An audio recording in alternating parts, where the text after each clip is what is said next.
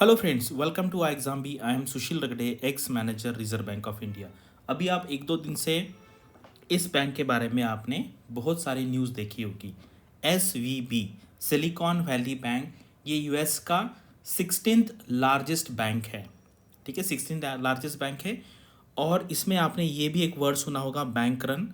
तो अभी आगे जाके इस साल में फर्स्ट हाफ में जितने सारे इंटरव्यूज़ होंगे बैंकिंग में, आरबीआई है, सेबी है, नाबार्ड है, बाकी कोई भी है, मतलब जितने एसबीआई पीओ का भी रिजल्ट आया है, वहाँ पर इसके बारे में कुछ ना कुछ पूछा जाएगा। तो आपको ये वीडियो अच्छी तरीके से सुनना है और जो कुछ भी डाउट है कमेंट सेक्शन में पूछना है। और ये बैंक कितना बड़ा है वो भी देखेंगे। यानी कि मैंने तो यूएस का कंपैरिजन बता दिया, सिर्फ मैंने अभी नंबर बताया आपको, रिलेटिवली नंबर बताया। बाकी बैंक जो है यूएस के सबसे बड़ा जो बैंक है उसका एसेट साइज कितना है, इंडिया के जो बैंक है उसके कंपैरिजन में हम देखेंगे कि ये बैंक का जो साइज है, बैंक का साइज मतलब होता है उसके बैलेंस शीट का साइज, या आप उसको उसका एसेट का साइज भी बोल सकते हो। एसेट लायबिलिटी सेम होता है, लेकिन बैंक के बारे में हम एसेट्स के बारे में बात करते हैं। तो ये दो तीन क्वेश्चन के जवाब हम यहाँ पर ढूंढने के ट्राई करेंगे। ठीक है, तो यहाँ पर ना ऐसी न्यूज़ देखे ना, अभी जो फोर्ब्स मैगजीन है उसके ऊपर लोग डाउट करने लगे हैं। मतलब फोर्ब्स ने बताया था 5 दिन पहले ही कि ये 5th स्ट्रेट ईयर है, यानी कि कंटिन्यूसली 5th ईयर इसको अवार्ड मिला है यूएस के बेस्ट बैंक का, ये फोर्ब्स ने दिया है। उसके बाद आपने इस मैडम के बारे में सुना होगा। ठीक है, इन्होंने कुछ ऐसा इंस्ट्रूमेंट निकाला था कि जिससे आपका पूरा आपका जो हम कहते हैं ना कि अब जो टेस्ट कराते हैं अलग अलग पैथोलॉजिकल टेस्ट, वो उसका कुछ मशीन निकाला था, वो भी बहुत बड़ा फ्रॉड था। और ये भी अभी आपको पता है रिसेंटली इन्होंने भी ये एफटीएक्स जो है उसके बारे में फ्रॉड किया था। यानी कि फोर्ब्स के लिस्ट पे मैगजीन में जो कुछ किसी लोगों का नाम आता है कुछ दिन के बाद, सालों के बाद, वो फ्रॉड या कुछ उसका मतलब वो सही नहीं निकलता है, कुछ ना कुछ उसमें गलत हो जाता है। तो ये है फोर्ब्स का क्रेडिबिलिटी। ठीक है, हम बहुत बार फोर्ब्स का नाम लेते हैं। तो अभी 5 दिन पहले ही हुआ था और आज ये बैंक मतलब डूब गया, मतलब लिटरली ये बैंक नियर अबाउट वैनिश ही हो गया है। तो इसमें क्या हुआ है वो हम आज यहाँ पर देंगे। ठीक है, तो यहाँ पर ना बैंक रन, यानी कि अगर आपको एक लिटरल अगर मीनिंग देखना है तो रन यानी कि ऐसा सोचिए आप कि एक बैंक डूबने वाला है, आपके वहाँ पे पैसे हैं बहुत लोगों के और आप भाग रहे हो। ठीक है, उस एंगल में भी आप देख सकते हैं। या ऐसा है कि एक रन ऑन जो है ना, रन ऑन ये एक पूरा मतलब बैंकिंग सिस्टम में यूज़ किया जाता है। यानी कि लोग बैंक में जाते हैं और कहते हैं कि हमें हमारा पैसा वापस चाहिए। और आपको भी पता है कितना भी बड़ा बैंक हो ये कोई नहीं दे सकता। ठीक है, आपको पता है ये बैंकिंग सिस्टम किस तरीके से कैसे काम करता है। यहाँ पे क्रेडिट क्रिएशन का काम होता है। ठीक है, बैंक में अगर आप 1000 रुपये वहाँ पे रखते हैं इनिशियल लेवल पे, उसको बेस मनी कहते हैं, उसके ऊपर वो और पैसा क्रिएट करते हैं। ठीक है, यानी कि अगर सारे लोग बैंकिंग में सिस्टम में गए और कहे कि हमें हमारा पैसा चाहिए तो दे नहीं सकते, इसको कहते हैं बैंक रन। और ऐसा जब होता है जब उस बैंक को या बैंकिंग सिस्टम में कुछ प्रॉब्लम आता है। ठीक है, तो व्हाट इज बैंक रन, यहाँ पर हम थोड़ा सा टेक्निकली देखने का ट्राई करेंगे। A bank run occurs when banking customers suddenly try to withdraw their money all at once, एक ही टाइम सब लोग लाइन में लग गए, causing the bank to lose all its money and perhaps leaving it unable to pay some customers। और ये इसी बैंक नहीं, कोई भी बैंक है, कितना भी बड़ा बैंक है पूरे वर्ल्ड का, अगर सारे कस्टमर एक टाइम पे आ जाएंगे तो वो किसी के पैसे वापस नहीं कर सकते। They have insurance protection through FDIC. ठीक है, फेडरल एजेंसी है that insures bank deposit usually up to $250,000। Banks that are insured by FDIC are subject to federal oversight. तो ऐसे ये इंडिया पे है, हमारे यहाँ पे डीआईसीजीसी है, डिपॉजिट इंश्योरेंस गारंटी कॉरपोरेशन जो है वो आपको यहाँ पर कितने 5 लाख रुपए का जो पैसा है आपका डिपॉजिट उसको इंश्योर करता है। तो इसीलिए ये एक एनबीए प्लेयर है, आपको पता है बास्केटबॉल प्लेयर, उन्होंने क्या किया था 250,000, क्योंकि उनको पता है कि ये $250,000 है, उतना ही आपका जो पैसा है बैंक पे वो इंश्योर्ड है। इसलिए उन्होंने क्या किया था 50 डिफरेंट बैंक्स में इतना पैसा रखा था, क्योंकि उनको पता है। तो इसलिए आप भी एक कीजिए कि आपको भी अगर कभी पैसा रखना है तो इसको कहते हैं रिस्क डाइवर्सिफिकेशन। जैसे आप शेयर्स खरीदते हैं, सारे पैसे एक जगह पे नहीं लगाते, उसी तरीके से आपको अपना डिपॉजिट है, ऐसे नहीं कि 50 बैंक में रखो, आप 2-4 बैंक में रख सकते हैं। कुछ आप मान लीजिए कुछ शेयर मार्केट में इन्वेस्ट कर सकते हैं, कुछ बॉन्ड में कर सकते हैं, कुछ रियल इस्टेट में है, कुछ आपका कैश में भी रख सकते हैं, आप कुछ गोल्ड खरीद सकते हैं। तो इसलिए आपका जो एसेट है वो थोड़ा सा डाइवर्सिफाई होना चाहिए। इससे हम ये सीख सकते हैं, मतलब ये नॉलेज तो है ही है, लेकिन इसका प्रैक्टिकल भी आपको एप्लीकेशन आना चाहिए। तो बैंक रन का मतलब क्या है कि पैसा बैंक से पूरा निकलते जा रहा है, ठीक है। उस एंगल से देखो, या सारे लोग भाग के बैंक में जा रहे हैं और पैसा निकल रहे, क्योंकि बैंक में ऐसा एक न्यूज़ आया है कि वो बैंक डूबने वाला है। मुझे याद है जब हम इंजीनियरिंग में थे पुणे में, तो रात को 3 बजे पुणे में पूरा ट्रैफिक जैम हुआ था, क्योंकि उस टाइम कुछ ऐसा न्यूज़ आया था। मुझे याद है कि आईसीआईसीआई बैंक ने ना कि उस टाइम कुछ रिलायंस को एक बड़ा लोन दिया था और वो डूब गया, ऐसा कुछ न्यूज़ आया था। और फिर सारे लोग, हम भी पूरे एटीएम में लग गए, पूरा पुणे में, मतलब मैं पुणे में था, मैं पुणे का सिचुएशन बता रहा हूँ। ये हुआ था दूसरे दिन सुबह, आई थिंक उस टाइम उषा थोरात आरबीआई की डिप्टी गवर्नर थी, और उन्होंने सुबह सुबह प्रेस कॉन्फ्रेंस किया था और बताया था आईसीआईसीआई बैंक के लिए आरबीआई के वॉल्स खुले हैं, यानी कि आईसीआईसीआई बैंक को जितना चाहे पैसा लगेगा आरबीआई देने को रेडी है। ये इसलिए करना पड़ा क्योंकि फिर एक सिक्योरिटी आ गई, लोगों को एक बिलीफ आ गया कि नहीं आरबीआई है, और फिर 1-2 दिन के बाद वो सिचुएशन नॉर्मल हो गई।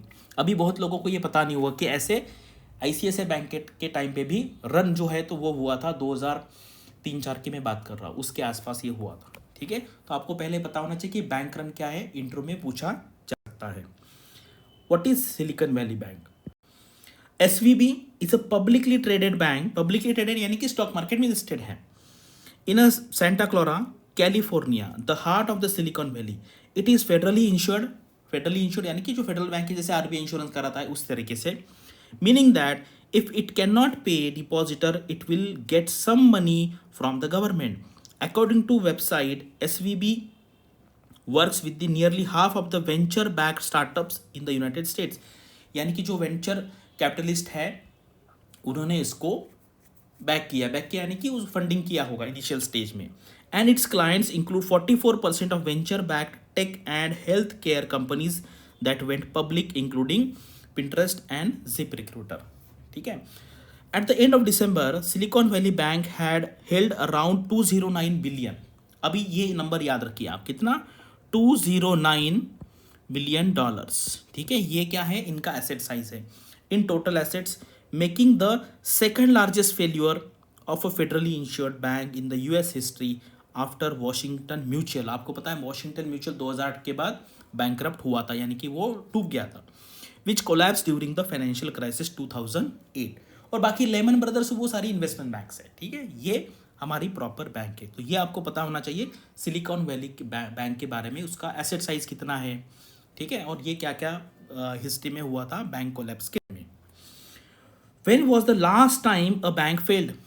ठीक है, जो अभी हमने जो देखा फेडरल डिपॉजिट इंश्योरेंस कॉर्पोरेशन, जैसे हमारा डीआईसीजीसी है वो है। यहाँ पर थोड़ा सा हिस्ट्री दिया हुआ है, ठीक है। हिस्ट्री क्या दिया है? Earlier this month Silvergate bank which did business with the now bankrupt crypto currency exchange FTX announced that it would be liquidated as a regulators probed its dealing with the FTX. There were no failures in 2021. 2021 में कोई failure नहीं हुआ, 2022 में भी कोई failure नहीं हुआ, while 4 banks failed in 2020 according to the FDIC, ठीक है। और बाकी ये पूरा यहाँ पर हिस्ट्री दिया है with 140 failures in 2009, 157 in 2010, 92 in 2011. Between 2001 and 22 there were 561 failures total according to FDIC। यानी कि ये डिटेल में बताने का पर्पज ये है कि यूएस इतना मैच्योर्ड सिस्टम है, मैच्योर्ड फाइनेंशियल सिस्टम है, बैंकिंग सिस्टम है, तब भी पिछले 20 साल में वहाँ पर 550 से ज़्यादा बैंक फेल हुए हैं, बैंकों का कोलैप्स हुआ है। इंडिया में भी हुआ है रिसेंटली। अगर आप एग्जांपल देखेंगे तो आरबीआई ने काफ़ी अच्छी तरीके से यस बैंक को बचाया है, उसके बाद पीएमसी बैंक को बचाया है, थोड़ा प्रॉब्लम आईडीबीआई बैंक में आया था, उनको भी काफ़ी अच्छी तरीके से संभाला है। और मैंने एक वीडियो भी बनाया था कि जो एस बैंक है और वो जो आईडीबीआई बैंक है उसको बचाने का काम एसबीआई के सीनियर मैनेजमेंट ने किया है, ठीक है। वो वीडियो है, मेरा वीडियो, उसका लिंक मैं दे दूंगा, वो वीडियो आप देखिए। और इसलिए मैंने स्टार्टिंग में जो लोगो दिया था आरबीआई का, आरबीआई इस बारे में बहुत ही प्रूडेंट है। हम जो कहते हैं ना प्रूडेंशियल नॉर्म्स, यानी कि ये नॉर्म्स इस तरीके से कि आप देखो 2008 में वर्ल्ड में इतना प्रॉब्लम आया, लेकिन इंडिया में उतना प्रॉब्लम वो परकोलेट नहीं हुआ है।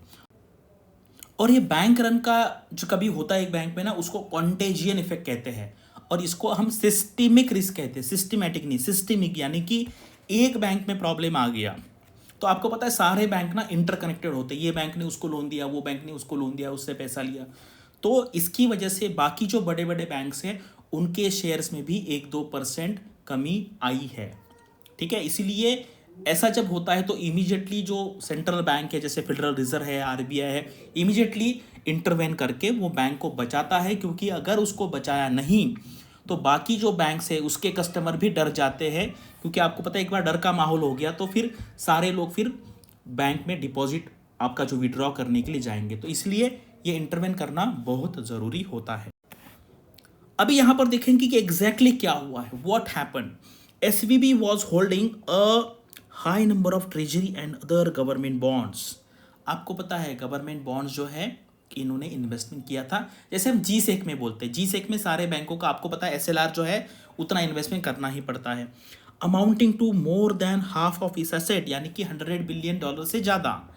According to Bloomberg news and interest rate rose, those bonds became less valuable and the bank needed to recoup the losses। यानी कि आपको पता है जब इंटरेस्ट रेट बढ़ जाते हैं तो फिर वो उसकी जो वैल्यू है वो काफ़ी कम हुई थी, तो वो मैच करने के लिए उनको और पैसा लग रहा था। SVB shares took 60% on Thursday after the bank said in a filing a day earlier that it had sold 21 billions in assets and planned to sell some of its stocks to raise money, यानी कि उनके पास अभी पैसा रहा नहीं। The disclosure sparked panic among the tech investors जो उन्होंने invest किया था, and the company founders who encourage startups to withdraw their money, यानी कि वो पैसा निकालने के लिए पूरा रन हो गया वहाँ पर। Others called for a calm, however, warning that a bank run could harm the many companies who do business with SVB। मैंने जो आपको कहा कि हर बैंक को आपको पता है दूसरे बैंक के साथ कुछ ना कुछ बिजनेस होता है, ठीक है, तो एक बैंक में प्रॉब्लम आ गया तो वो सारा प्रॉब्लम पूरे सिस्टम में फैल जाता है। और ये आपको पता है ये फ्राइडे को हुआ है, क्योंकि सैटरडे संडे जो है ना वो स्टॉक मार्केट बंद होता है, तो इसलिए following the sharp decline in shares trading on SVB stocks was halted, regulators then close the bank. Regulator ने उसके बाद ये बैंक को क्लोज दिया है, और ये अभी नैस्डैक की वेबसाइट से मैंने लिया है। एसवीबी बैंक फाइनेंशियल ग्रुप का जो कॉमन स्टॉक है वो है, आप अगर देखेंगे ये 6 मार्च है और ये 8-9 के आसपास ये पूरा स्टॉक नीचे आ गया है, 60% से हुआ है। अभी हम देखेंगे वो जो सेकंड क्वेश्चन था कि ये बैंक कितना बड़ा है। अभी एसवीबी बैंक जो है उसका जो एसेट साइज है वो 212 बिलियन डॉलर्स। तो आप कंपैरिजन के लिए ये भी कुछ ये मैंने विकिपीडिया से लिया था और ये लेटेस्ट नंबर लिया है। तो एचडीएफसी बैंक जो है हमारा 280 बिलियन डॉलर के आसपास है, आईसीआईसीआई बैंक 230 बिलियन डॉलर के आसपास, और यहाँ से अगर आप देखेंगे ये 230 है, ये 200 बिलियन डॉलर है, तो यानी कि ये जो बैंक है इसका साइज ये दोनों बैंक के आसपास है अगर आपको कंपेयर करना है, ठीक है, एक साइज के हिसाब से कंपेयर करना है, यानी कि काफ़ी बड़ा है। अगर आप देखेंगे इंडियन बैंकिंग सिस्टम में आईसीआईसीआई एचडीएफसी काफ़ी बड़ी बैंक्स हैं। अगर आप एसबीआई देखेंगे कुछ जगह पे 600 के आसपास नंबर है, कहीं पे 650 है, कहाँ पे 690 है, तो एसबीआई काफ़ी बड़ा है। अगर आप पब्लिक सेक्टर बैंक में देखेंगे तो इसके क्लोज में आता है पंजाब नेशनल बैंक, ठीक है, 170-180 बिलियन डॉलर के आसपास है। तो आपको एक साइज़ का आइडिया आना चाहिए, और पूरा यूएस का मार्केट है, वहाँ के टॉप बैंक से मैं आपको आगे के स्लाइड में आऊँगा। ये देखो ये पूरे वर्ल्ड के हैं, और यहाँ पे देखो पहले 4 जो बैंक है वो चाइना के हैं। तो ये क्या है, ये 5,500 बिलियन डॉलर्स, यानी कि जो हम एसबीआई की बात कर रहे हैं उससे नियर अबाउट 9 to 10 टाइम्स हैं, ठीक है। ये देखिए ये सारे बहुत बड़े बैंक हैं चाइना के, ठीक है, चाइना, ये देखो ये भी बैंक है चाइना के बहुत बड़ा बैंक। अगर यूएस का सबसे बड़ा बैंक देखेंगे आप तो जेपीएमसी है, ठीक है, JP Morgan chase and company, ये नियर अबाउट 4,000 बिलियन डॉलर के आसपास, या इसको आप 3.74 ट्रिलियन डॉलर्स भी कह सकते हैं, ठीक है, ये नंबर 1 पे है। उसके बाद बैंक ऑफ अमेरिका है, ये भी 3,000 के आसपास है। एचएसबीसी जो है यूके का है, वो सबसे यूके का बड़ा है, वो भी 3,000 बिलियन डॉलर के आसपास है। यानी कि अगर आप देखेंगे कि इंडिया का जो टॉप बैंक है वो 600-700 बिलियन डॉलर के आसपास है। तो यानी कि अब जो न्यूज़ सुनते हैं ना बहुत बार कि हमें कंसोलिडेशन करना है, वो इसलिए करना है क्योंकि हमें $1 ट्रिलियन के ऊपर अगर जाएगा हमारा बैंक तो हम वर्ल्ड में कंपेयर कर सकते हैं, कम्पीट कर सकते हैं उनके साथ, ठीक है। जापान का बैंक है मित्सुबिशी करके, तो ये सारा आप सिस्टम देख सकते हैं। अभी यहाँ पे एसबीआई को मैं आपको दिखाऊंगा। इस हिसाब से हमारा जो एसबीआई है यहाँ पर नियर अबाउट $700 बिलियन के आसपास है, और ये वर्ल्ड में आप देखेंगे तो 53 इसका रैंक है, ठीक है। 53 यहाँ पे देखिए चाइना के भी काफ़ी सारे बैंक्स ये लिस्ट में है। चाइना के इसमें ना कम से कम टॉप 100 में चाइना के कम से कम 17-18 बैंक हैं, ठीक है। चाइना है, यूएस है, यूके है। तो ये कुछ मैंने आपको ना पढ़ने के लिए यहाँ पर लाया है, ईटी में ये आया था, तो आप इसको थोड़ा सा डिटेल में देख सकते हैं कि क्या क्या यहाँ पर हुआ था। तो ये आपको टाइमलाइन पूरी देखनी है ना, तो आप यहाँ से यहाँ पढ़ सकते हो। तो ये बैंक रन क्या है वो हमने देख लिया, इसका साइज़ क्या है वो भी देख लिया है। यूएस का ये 16th नंबर का बैंक है, एंड इंडिया का अगर आपको कंपैरिजन करना है तो आपका पीएनबी है उससे थोड़ा बड़ा है, and ICICI bank and HDFC bank के बीच वाला ये साइज़ का बैंक है, यानी कि काफ़ी बड़ा बैंक है। और अभी देखते हैं, अभी आज सैटरडे है तो बीच में अभी ट्रेडिंग बंद है, बाकी ऑफिसेज भी बंद होते हैं, तो मंडे को हमें पता चलेगा कि और क्या क्या बीच में डेवलपमेंट यहाँ पर हुआ है। तो आरबीआई का यहाँ पर हमने बैच चालू किया है, ठीक है। रिजर्व बैंक ऑफ इंडिया बहुत, हम कहते हैं ना, बहुत इंपॉर्टेंट रोल प्ले करता है। मतलब हमारे जितने सारे इंडिविजुअल है हमारे लाइफ में डायरेक्टली आरबीआई काम करता है। डायरेक्टली कैसे कि आपको पता है आपके वैलेट में जो पैसा होगा, ठीक है, वो आरबीआई प्रिंट करता है, वो है आपका अकाउंट होगा बैंक में। तो RBI touches lives of all citizens of India, all citizens. और यहाँ पर काम करना एक, हम कहते हैं कि बहुत स्टेटस है ये इस जॉब में, ठीक है। पैसा तो है ही, आप सबको पता है, सैलरी बिलरी वो सारा। तो अभी यहाँ पर अगर आपको जाना है तो कुछ लोगों ने पहले पढ़ाई ऑलरेडी चालू किया होगा, कुछ लोगों ने अगर चालू नहीं किया है तो अभी हमने रिसेंटली कुछ दिन पहले ये हमने एक बैच चालू किया है, अभी 2-3 ही क्लास हुए हैं। तो आप इसके बारे में अगर आपको एडिशनल इन्फॉर्मेशन चाहिए तो मैं आपको नंबर देता हूँ, यहाँ पर आप कॉल करके पूछ सकते हैं। अभी अच्छा 50% डिस्काउंट भी चालू है। और इस टॉपिक रिलेटेड अगर आपको कुछ भी डाउट है तो कमेंट सेक्शन में पूछिए।